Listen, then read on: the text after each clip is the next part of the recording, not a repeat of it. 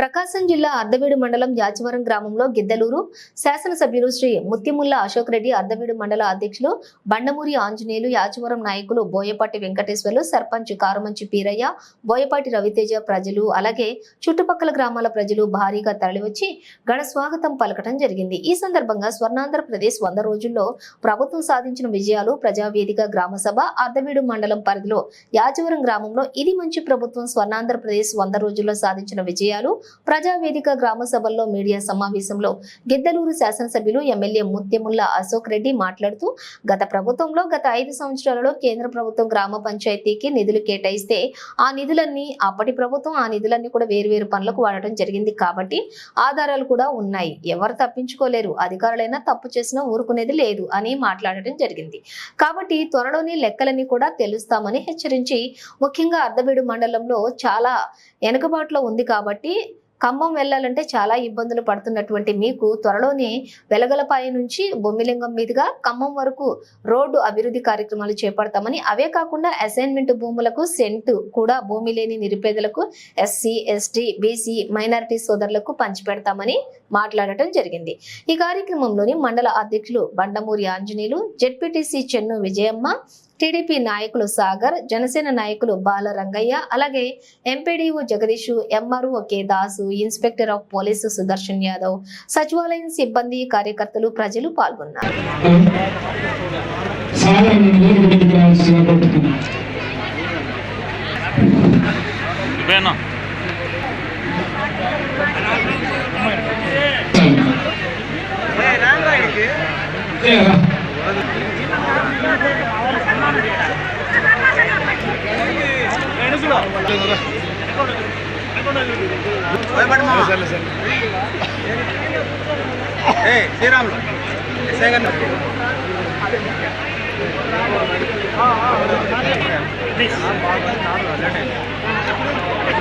దయచేసి వేదిక దయచేసి అందరూ ఎమ్మెల్యే గారికి స్వాగతం చెప్పిన వాళ్ళందరూ దయచేసి వేదిక నుంచి అసలే అన్ని కార్యక్రమం సందర్భంగా మన అర్ధవీడు మండలానికి, మన యాచవరం పంచాయతీకి వచ్చేసినటువంటి మన శాసనసభ్యులు శ్రీ ముత్తిముల్ల అశోక్ రెడ్డి గారికి, అదేవిధంగా తెలుగుదేశం పార్టీ అధ్యక్షులు మన బండమూరి ఆంజనేయులు గారికి, మన గ్రామ సర్పంచ్ గారికి, అదేవిధంగా మన జెడ్పీటీసీ విజయమ్మ గారికి, అదేవిధంగా తెలుగుదేశం నాయకులు సాగర్ గారికి, దక్షిణపల్లి సర్పంచ్ జయరాములు గారికి,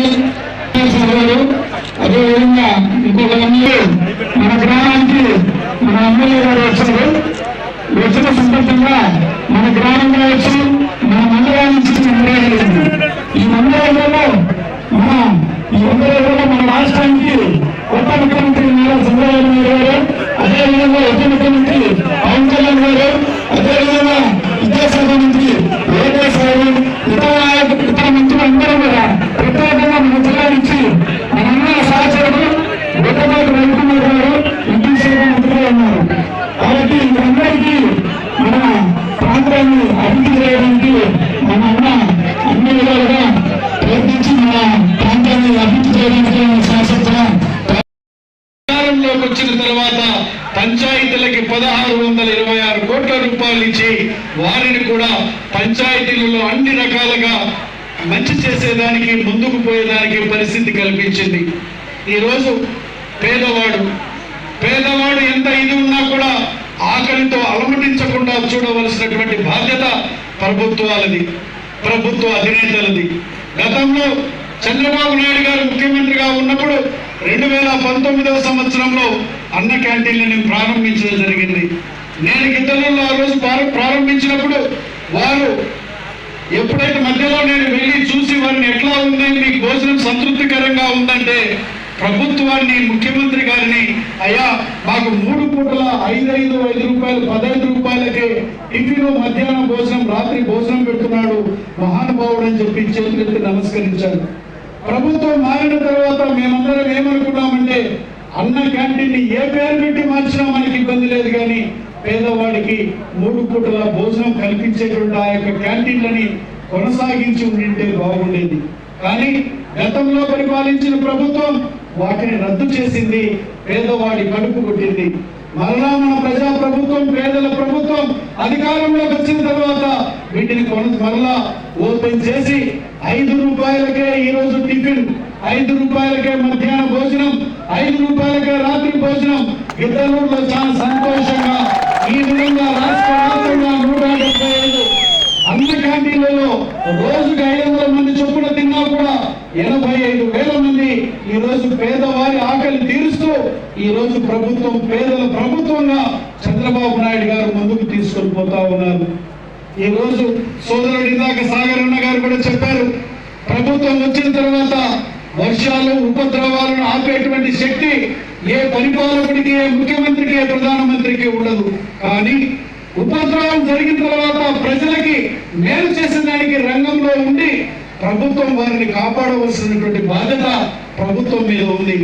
మొన్నటికి తుఫాన్ వస్తే సామాన్య మానవుడు వలె ముఖ్యమంత్రి 10 రోజులు బస్సులోనే ఉండి నీళ్ళలో పోయి నడిచి వారికి అన్నం ప్యాకెట్లు కానీ వారి యొక్క దుస్థితిని చూసి ఆ దుస్థితి నుంచి గట్టెక్కించి ఇది ప్రభుత్వం అంటే అని చెప్పి చూపించినటువంటి వ్యక్తి మన చంద్రబాబు నాయుడు గారు అని చెప్పి ఈ సందర్భంగా నేను తెలియజేస్తా ఉన్నాను. నేను ఈ విధమైనటువంటి విధానాలతో మన ప్రభుత్వంలో అన్ని వర్గాలకి మేలు చేస్తూ ఈ రోజు ప్రభుత్వం ముందుకు పోతా ఉంది. బీసీ వర్గాలకి 50 సంవత్సరాలు నిండుతోనే పెన్షన్. అదే కాకుండా రేపు దీపావళి నాడు మనకి ఏదైతే సంవత్సరానికి 3 గ్యాస్ సిలిండర్ ప్రయాణం, రైతుకు తొలకర్లు పడ్డ వెంటనే 20,000 రూపాయలు అందించేటువంటి ఆర్థిక సహాయాన్ని త్వరలో అందించి దానికి కూడా రైతుకు భరోసా కల్పించేదానికి మన ప్రజా ప్రభుత్వం ఈ రోజు ముందుకు పోబోతా ఉంది.